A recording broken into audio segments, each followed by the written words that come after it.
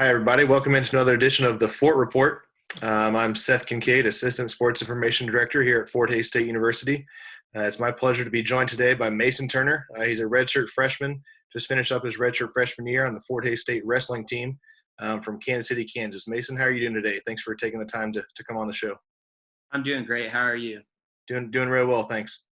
How's all the transition gone for you, transitioning to online classes and transitioning kind of away from campus life after all this COVID-19 pandemic?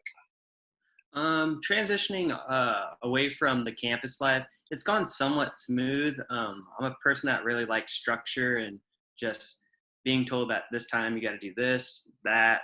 So I kind of have to make time for when I do certain classes because I work like the night shift at Associated Grocers. So making time to find to do schoolwork is kind of challenging because I have to sleep during the day.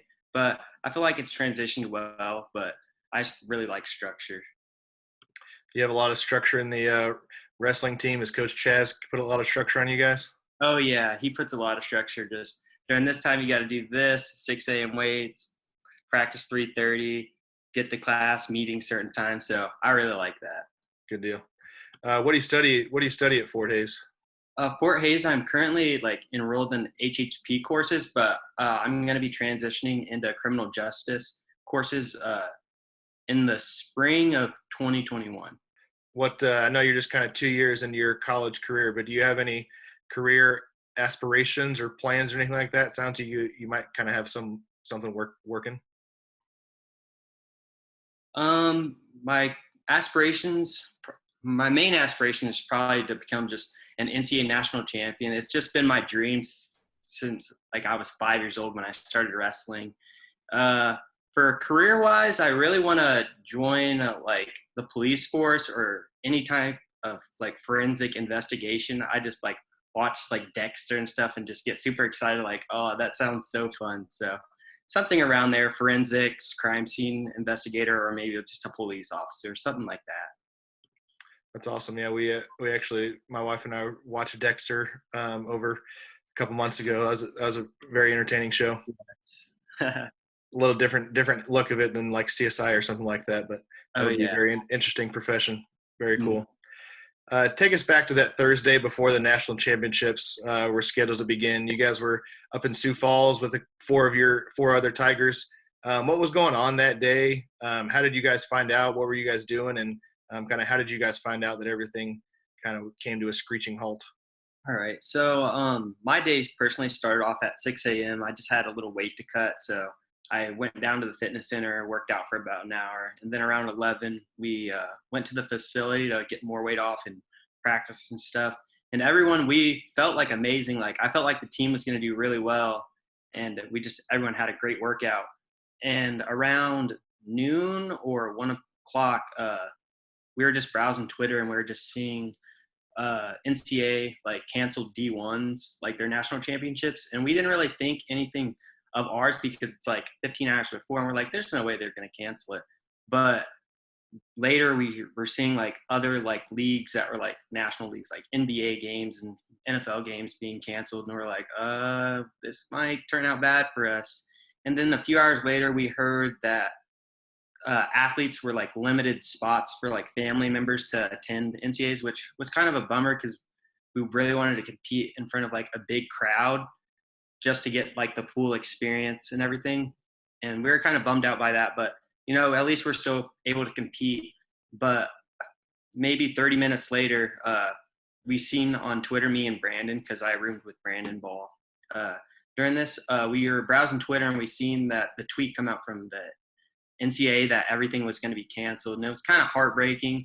I really felt bad for the seniors because it was their last ride, and especially Brandon, he wasn't able to compete and win a national title as a senior, which would have been historical and everything. So yeah, everyone was really just bummed out because we all put in the hard work to be there. And I honestly felt this is probably one of the best teams Chaz has had for a national team. And I felt we could have took home a team trophy, honestly. So yeah.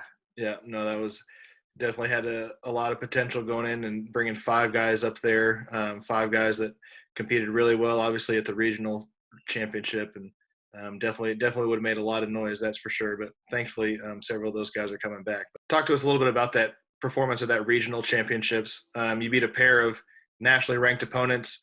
You pinned the defending national champion. What was that day like, getting to do it in front of the home crowd? Oh, the crowd was electric during that match.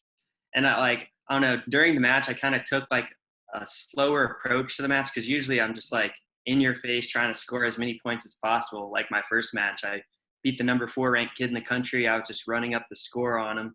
I felt really good after that match. And I was like, I really can compete with these kids because I had an injury earlier in the year with my MCL and I really didn't believe in it. But I had amazing support from my coaches, my friends, and teammates, and they just helped build up my confidence and everything leading into that.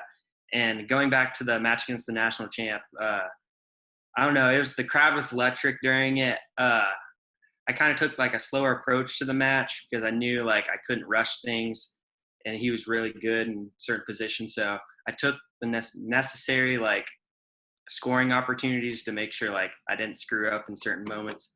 But the move that I actually pinned him in, I was talking to my friends. I was like, imagine if I pin him in the splayed oil. And and when I seen the opportunity, I was like, oh, I got to do this.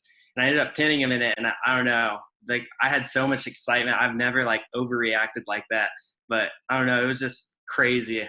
Couldn't control my emotions. Well, it was incredible having all your teammates right there, Matt's side, and Oh yeah. everybody went crazy. I was Mm-hmm. I was up at the head table, and we were kind of watching it from over there, and it was the furthest mat away from where we were, and it was kind of looking like you were beating him in the score at the time, so it was looking like it was probably going to be a pretty good chance you were going to win. So I got up and was walking down there to try to get a video of your hand getting raised, and then all of a sudden you stick him, and I didn't get there in time to get the video, but luckily we had some other people there to document it. But that was really an exciting moment from that day as a whole. Mm-hmm.